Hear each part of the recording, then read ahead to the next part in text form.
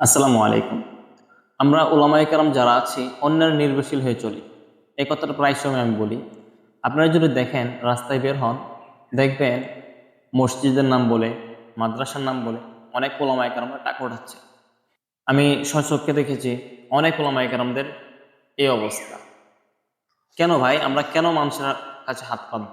আল্লাহ রাসূলকে এই কথা বলেছে যে মানুষের কাছে চেয়ে চেয়ে মসজিদ মাদ্রাসা চালানোর জন্য? আপনার সামর্থ্য অনুযায়ী আপনি প্রতিষ্ঠান চালান। অনেক প্রাইভেট প্রতিষ্ঠানের শিক্ষকরাও এই কাজগুলি করছে।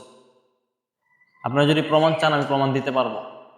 দেখেন, আপনি কেন অন্যের নির্ভরশীল হয়ে চলবেন? আল্লাহ তাআলা আপনাকে দুইটা হাত দিছে, চক্ষু দিছে, কান দিছে, সবকিছু বোঝার মতো একটা তৌফিক আল্লাহ তাআলা আপনাকে দিয়েছে। কেন আপনি অন্যের নির্ভরশীল হয়ে চলবেন? আপনি যদি চান, ছোট্ট করে একটা ব্যবসা শুরু করেন। যেমন, বেশি টাকা প্রয়োজন হয় না। এই যে হাত মোজা আমরা দিচ্ছি 25 টাকা জোড়া, পা মোজা আমরা দিচ্ছি 25 টাকা জোড়া। 25 টাকা জোড়া পা মোজা। দুইটা বক্সের দাম পড়বে, হাত মোজা এক বক্স, পা মোজা এক বক্স, দুই বক্সের দাম পড়বে মাত্র 600 টাকা। 600 টাকা দিয়ে আপনি ব্যবসা শুরু করতে পারেন। জাস্ট ছোট্ট একটা উদাহরণ দিয়ে আপনাদেরকে দেখাচ্ছি।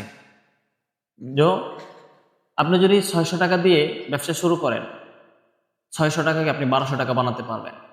600 টাকা আপনার প্রফিট, 600 টাকা আপনার মূল চালান। মূল চালান থেকে আপনি যদি 600 টাকা দিয়ে আপনি বিজনেস শুরু করতে পারেন, কেন অন্যের নির্ভরশীল হয়ে ব্যবসা করবেন ভাই?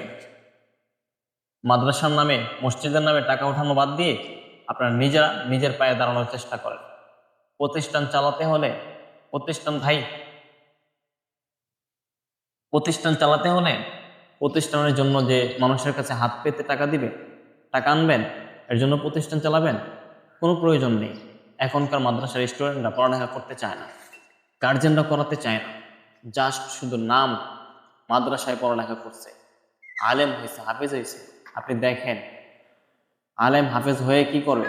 মাদ্রাসার আপনার ছেলেকে মাদ্রাসায় পড়ালেখা করিয়ে লাস্ট বাজারে দোকানে দোকানে হাত পেতে টাকা অর্জন করবে? এটা তো আল্লাহ রাসূলের সুন্নত না। ব্যবসা করা আল্লাহ রাসূলের সুন্নত। আপনি ব্যবসা করেন, অল্প টাকা দিয়ে শুরু করেন। আপনি যদি চান, আপনি আমাদের ফেসবুক পেজটা ঘুরে দেখেন যে আলহামদুলিল্লাহ, আমিও কিন্তু একজন মাদ্রাসার শিক্ষক ছিলাম। দীর্ঘ 7 বছর আমি মাদ্রাসায় শিক্ষকতা করেছি। করার পরে দেখলাম যে না, এভাবে চলবে না। দুনিয়াতে থাকতে গেলে টাকা পয়সার প্রয়োজন আছে। যে সবকিছু আল্লাহর জন্য, ভাই টাকা পয়সা কি আপনি আল্লাহর রাস্তায় দিবেন না? আপনার জানেন সদকা আছে, মালের সদকা আছে, আপনার তো এগুলো দিবেন।